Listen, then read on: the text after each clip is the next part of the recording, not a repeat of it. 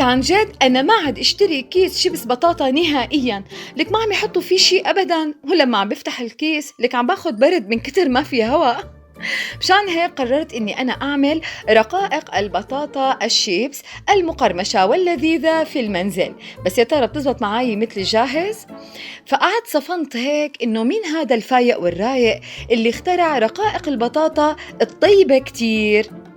فدورت ولقيت إنه معظم الروايات بتقول إنه أول من ابتكر رقائق البطاطا واحد اسمه جورج كرام، كان رئيس طهاة بمنتجع بحيرة القمر بساراتوغا سبرينغر بنيويورك.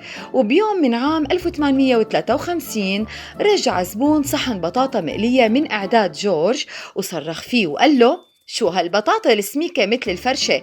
لك يا زلمة هي بطاطا هي وكلها زيت وما فيها ملح. Oh no, it's very tough.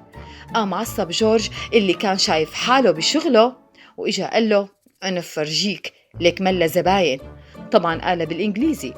قام قطع بطاطا رقيقة رقيقة كتير كتير وقرمشة وغرقها بالملح، نوع من رد الفعل. قام بالصدفة عجبت الزبون، ومن وقتها بيقولوا إن انتشرت وصارت شهيرة كتير.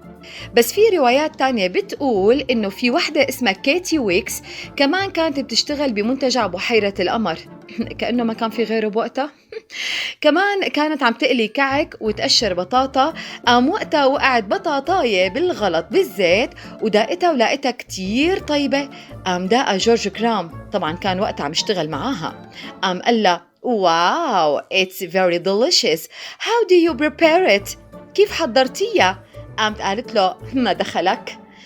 المهم بعام 1926 صارت الرقائق تنحط بعبوات من ورق وانشهرت بأمريكا، ومن أمريكا انتشرت لكل دول العالم وصاروا يضيفوا لها نكهات وطعمات رائعة كتير كتير، وكل واحد بيعملها بطريقته.